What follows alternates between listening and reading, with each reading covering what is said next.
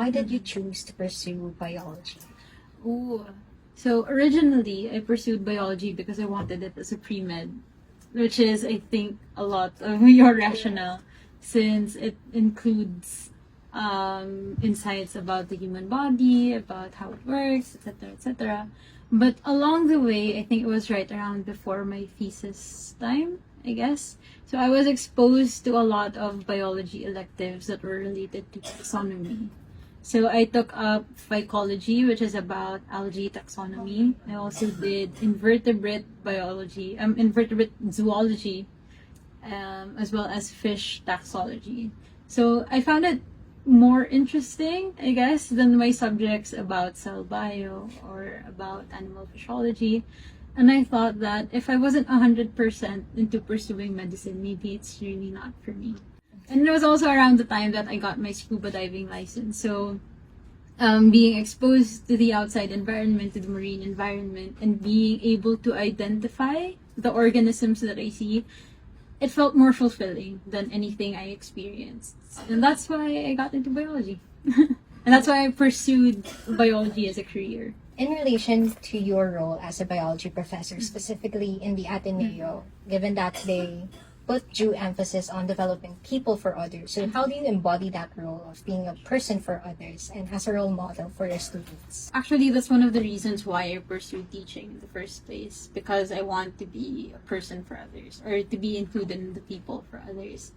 So, since I was a researcher before this, I was a full-fledged scientist. I was doing research, I was going on field works, but it felt like a lot of the research that I did was going into an echo chamber. So I was only presenting what I learned, what we discovered, to the scientific community only. There wasn't much of a translation to the community or to other people that are interested in joining the academe.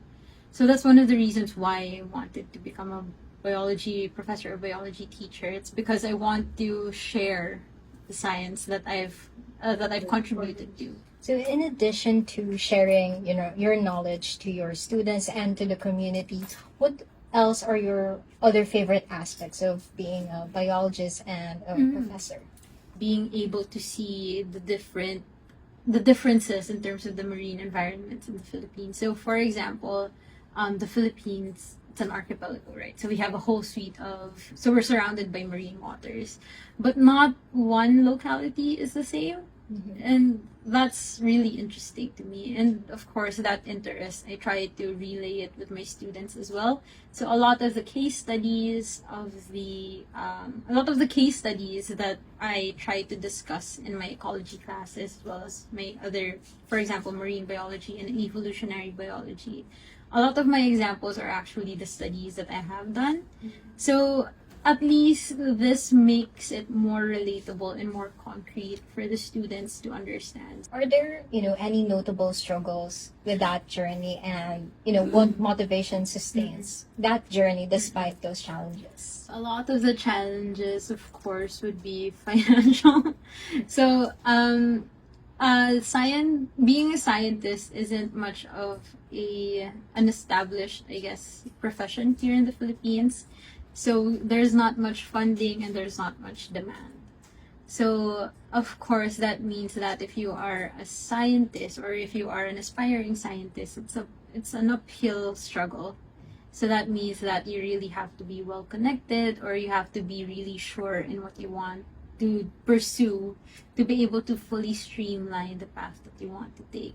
So specifically, for students or for aspiring researchers or professors, in addition to what you said, do you have any other more concrete tips or advices for them who are eyeing to pursue that route? So we have a lot of existing lab research groups that they can exploit.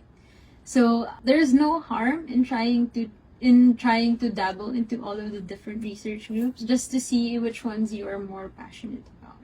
Since being a biologist isn't really a one-track goal or objective, I think if I were back in my undergrad, I would try as much research labs as possible to see the different methodologies, to experience the different concepts that they learn, And whichever one suits my fancy or whichever one I see myself pursuing in the future, I would push more for that.